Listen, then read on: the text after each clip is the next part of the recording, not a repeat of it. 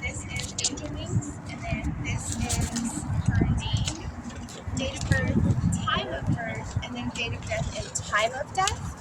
So I'm going to put it on this sign so we can remember, and it's all her favorite colors and sparkles, and it's just who my daughter was. Those who knew my daughter, she's an incredible spirit, jumpy little girl. You know, she loved anybody and everybody. She always ran up and gave you a hug. Even if you were a complete stranger, but she's seen you a couple times, you were family. Mm-hmm. She had no qualms about it. Up until the McCormick's got her. And then life as we knew it all changed. And I want to mention those angel wings again. They're beautiful. So when you saw that, was that like one of I'm sure many things that reminded you of your daughter? Yeah, I have a cricket, and so I was looking for a memorial piece to put on my car, and I came up with this design with the angel wings, and then her date of birth and her date of death, because I didn't know the time yet, over it. And then I wanted to make a sign that I could hang here or somewhere for today, so people knew, what time and everything, that she made it into the world, and then the time that she left the world. And of course I forgot my scissors, so we're just going to do this way. But crafting is always a good way to, make something special that I can keep for my daughter, that we can have around the house and whatnot. The wind is going to be a factor, but all over, mama.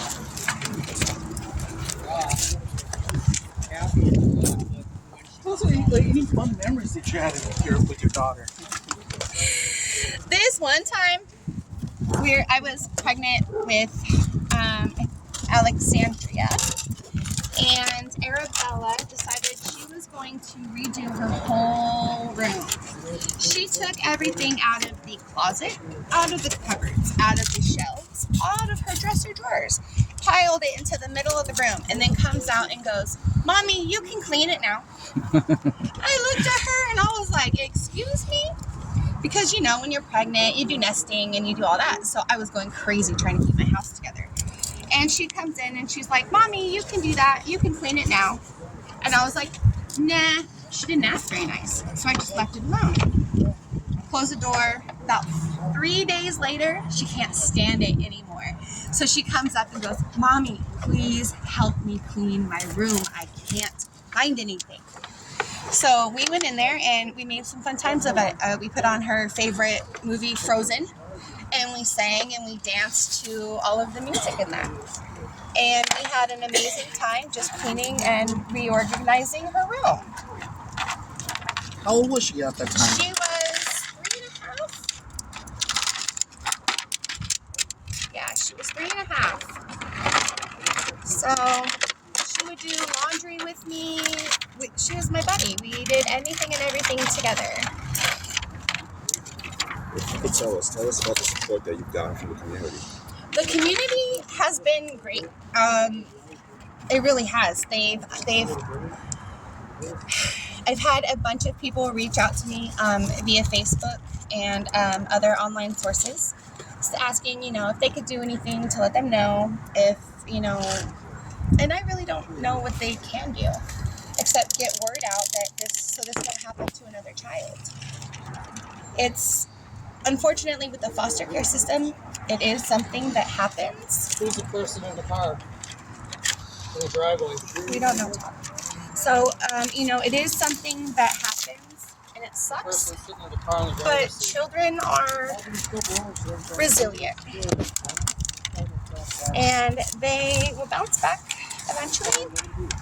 The community has been great. They've reached out. I have had a couple people, honestly tell me that I killed my daughter, that I gave her up for adoption, and none of that is true.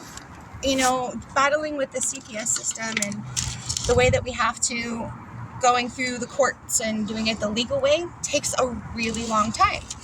And the fact that, CPS isn't very good with parents is tough, because they don't care that, our children and us have relationships, and that,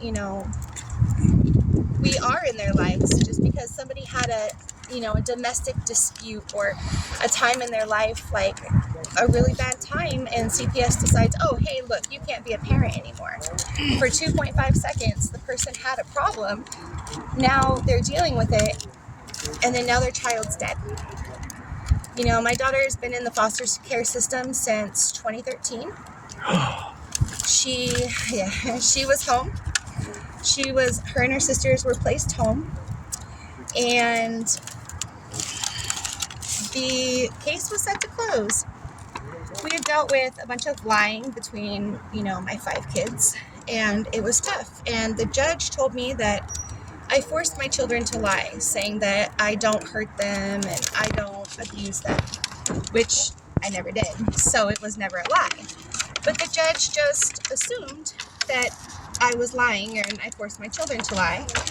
And so she removed my children that day, which shocked the CPS worker, the children's lawyer, anybody and everybody. Was it the El Cajon court or CPS? This was at Meadowlark.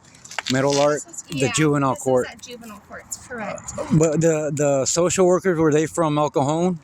The social worker was from El Cajon. The original social worker on our case, her name is Tanya Romero. Okay. She got way too invested and way too personal with my children. Well, they get $150,000 for each child they remove from the home. I've heard that, and honestly, Oh, it's a fact. Biden got into office and he raised it. So, but right, I understand that, and honestly, that's not why I'm here. So I'm sorry. I All right. I respect where you are, and I respect where you're coming from. But money is no object when it comes to my children, and I understand that that's how a lot of people think, and that's why these people get into foster system so they can have the money for taking care of the kids. But the key right there, I just said it, taking care of the kids. These people receive almost, $8,000 a month for the 3 children on average. They have this beautiful home. They had 2 brand new cars, and then you couldn't even feed a child. Starving them. My daughter wasn't allowed to have a blanket. She wasn't allowed to have a pillow. She was forced to sleep on the floor. And it's just mind-boggling. It really is, and it's frustrating. So now that I've never been, ever been to this home.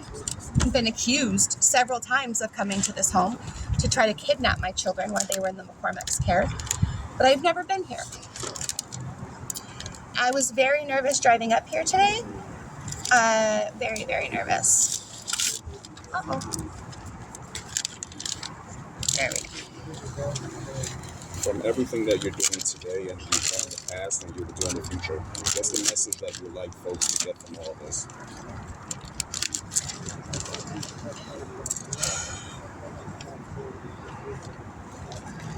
I understand that children need to be taken away from parents and all this and that, but CPS has a due diligence to check on these children. They have, they're supposed to come into the home and examine the home and examine the children and talk with the children. And it seems like it didn't happen in this case. Or from what I hear, CPS tried to come and talk to the kids or tried to come and take the children away. Personally, you took my 6-week-old baby from me when she was breastfeeding. You took her straight out of my arms, straight from breastfeeding. But you can't walk into a home of people that you place children with to check? To me, that doesn't make sense. That doesn't make sense at all. And then they simply hid behind their verification. So her being a church deacon and then him being a border patrol. And here's the thing that gets me too. Tanya Romero is part of an orphanage in Mexico. And then my children are placed with a border patrol sergeant. Is that a coincidence? Because to me, it doesn't feel like one. There's no such thing as one.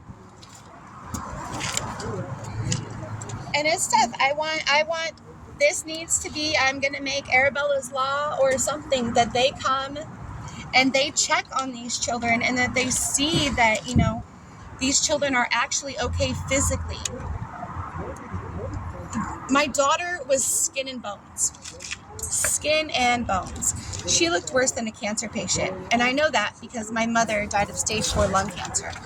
She looked worse than my mother. And she was 11. She had no developments that she should have had at her age. And thanks, Andy. And these people didn't, bother even taking her to the doctor. A simple doctor visit would have stopped all of this. Arabella was in multi-organ failure per the hospital report when she passed away. Multi-organ failure doesn't take 5 minutes. It doesn't take a day. It takes weeks and months to happen. Weeks and months for it to happen.